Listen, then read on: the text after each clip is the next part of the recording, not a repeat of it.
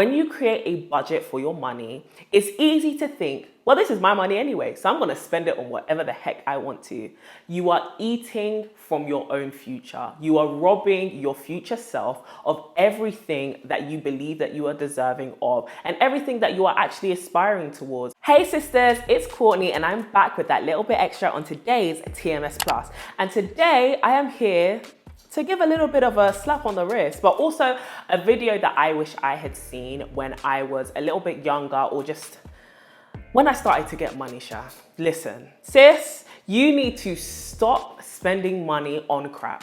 Stop spending money recklessly. Stop spending your money as if you don't have a hope for a future, okay? Today, I'm going to be giving practical advice and practical realizations on why it is you need to start stewarding your money a lot better. Sis, round here, we talk about building wealth, building legacies, and building our futures. And you can't do that if you're wasting all the resources that you have right now. And money is a big one of those resources. And so we're going to get into some of the bad habits you may have picked up and traps that I fell into, as well as things that you can do to help you overcome that little spending issue. Number one, and this is the one where I have to also confess, I've spoken about this on really an old episode of the podcast before. Listen, sis, we need to stop spending excessive amounts of money on unnecessary things like excessive amounts of clothes, excessive amounts of shoes, all that takeout that you're getting, all those Ubers, they're not necessary. Okay, and I know there are many factors as to why you may feel as though they are necessary, whether it be convenience or the fact that you have so many occasions that you need to go to. But sis, let's be real with ourselves. Let's do some serious introspection here. Are they actually necessary? Are they filling an emotional void? Or do you feel like you just have to keep up with the Joneses? Really inspect whether the things that you are getting practically are helping you and are actually necessary for your life right now. Are they aiding your goals or are they subtracting from them? You really need to inspect your motives and your reasoning behind why you're spending excessive amounts of money. The thing that I was referring to earlier was I did have to make a confession that when I was in university and I started to get that student loan money, you know, that lovely maintenance grant and maintenance loan, I was spending unholy amounts of money on clothes every single month. About £600-700 a month on clothes. Nah, don't do that anymore. I wish I could really retrieve all that money. Listen, we're making money moves. We're using our money to make more money, to invest in ourselves and in our future. And having copious amounts of clothes, excessive amounts of takeout orders and all those Deliveroo orders that you've got, girl, I love a good Deliveroo, but make sure it fits within your budget. So stop spending so much money on unnecessary things.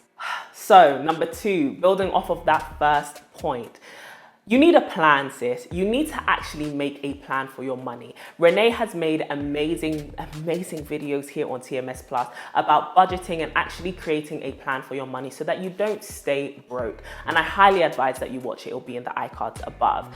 But you really need to prioritize making a plan for your money, becoming a woman with a plan and who sticks to it. It's so easy to go through life getting money and spending it because you don't actually know where your money is going or where it's supposed to go.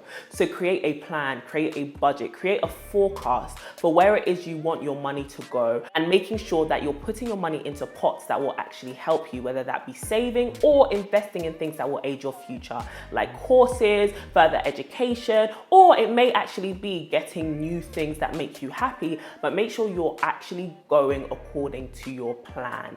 Get some discipline, get some self-control, and be a woman with a plan and someone who sticks to it. Number three, respect your own boundaries. Now, we have spoken about this when it comes to time. However, it's really applicable in the area of money as well. When you create a budget for your money, it's easy to think, well, this is my money anyway, so I'm gonna spend it on whatever the heck I want to. You are eating from your own future. You are robbing your future self of everything that you believe that you are deserving of and everything that you are actually aspiring towards, because you are not allowing yourself to really aspire for long-term or delayed gratification. I know you have that money sitting in your house fund, but your house fund is your house fund. It is not for the shoe, the bag, the holiday, the takeout. That is not what it is for. You should allocate your money and respect the boundaries that you have created in order to set up your future self. If you have a particular pot of money in your bank account that you know is for your house deposit, is for your car, or even for your holiday or anything frivolous, respect that. Respect the fact that past you, or the you that has hope of a better future, has put together an action plan and follow it. Number 4, now I know this one is gonna hurt a couple souls. I ain't mad. So you need to start spending within your affordability, your budget. Sister, please bring your ear. I beg you in the name of God. I know you saw your favorite fashion influencer got that new bag. I know they bought that new necklace that just looks amazing. I know you're seeing those shoes everywhere, sis, but can you afford it? Does it align with your goals, your responsibilities, your budget, your lifestyle? Can you afford it? A lot of us are here chasing designer things or buying lavish things or things that really are out of our budget because we see other people have them and we're chasing to create that image within our own lives. And there's nothing wrong with having aspirations and ambition or having people on your feed who inspire you to get better and do better, but you're not there yet. And you'll probably hinder yourself from being able to get there by spending all this money recklessly now. You don't want to appear as though you're rich. You actually want to be stacking up and building wealth strategically and healthily at your own pace. And sometimes that means you can't afford the things that other people are buying. And it doesn't mean you're inferior. It doesn't mean you're less than. And it doesn't mean you're failing. It just means you're at a different stage. And you have to accept that you're maybe a few further steps away, or maybe the nature of your work is different. A lot of the influencers that you see on your feed can afford their lifestyle because their lifestyle is actually an investment into their business. It's actually an investment into their content or into their work.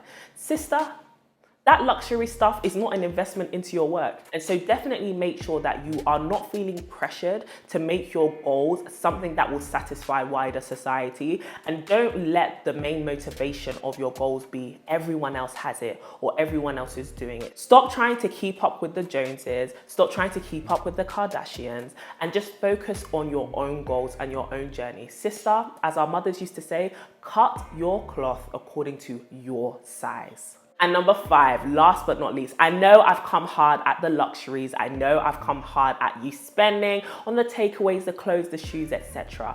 But you actually need to budget for your luxuries. One of the main reasons why you may be spending money on crap and losing a hold of your finances is because you haven't budgeted for your luxuries. And so you feel so restricted that you just want to go wild. Listen, nobody else will bear the brunt of the consequences of your rebellion more than you. And so you really need to put in a plan and a structure for you to enjoy so that you don't feel restricted. Open up that holiday fund. Renee has a perfume fund. I have a shoe fund. Put money into things that make you feel happy so that you know I'm going to grind really hard.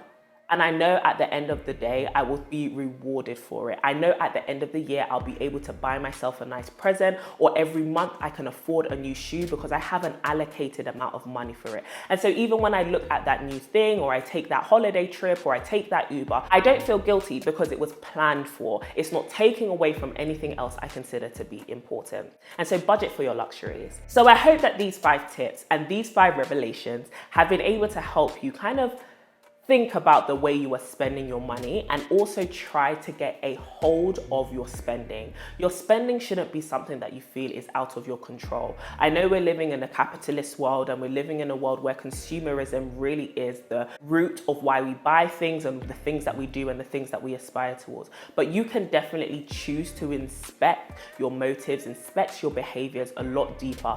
Around here, we're all about self-awareness. I don't know what's happening in your bank account. Your parents may not know what's happening in your bank account. Your friends don't know what's happening in your bank account, but you do.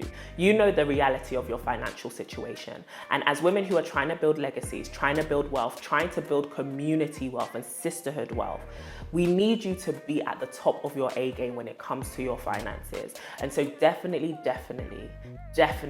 make sure that you are taking time to become more disciplined. And I know you may not be perfect from the get-go. I know you may have blown all of your house deposit on something. it's okay. You can always start again. Money doesn't have to rule your life, okay? It doesn't have to rule your life. You rule your money. So definitely show it who is boss. If you want any more tips like this, just leave a comment down below letting us know what it is you want to see. And if you haven't already, definitely give this video a thumbs up if you liked it. Definitely share it with any other sister in your life, and subscribe so that you never miss anything from us. The TMS sisterhood is growing so quickly, and we want you to be a part of it if you aren't already. As always, you should definitely sign up to our mailing list, tomysisters.com, to get exclusive glow and grow tips. And I will talk to you very soon. Well, Renee will probably talk to you before I do, or we'll see you in a podcast episode. We will talk very soon, sister. And as always, keep glowing and growing.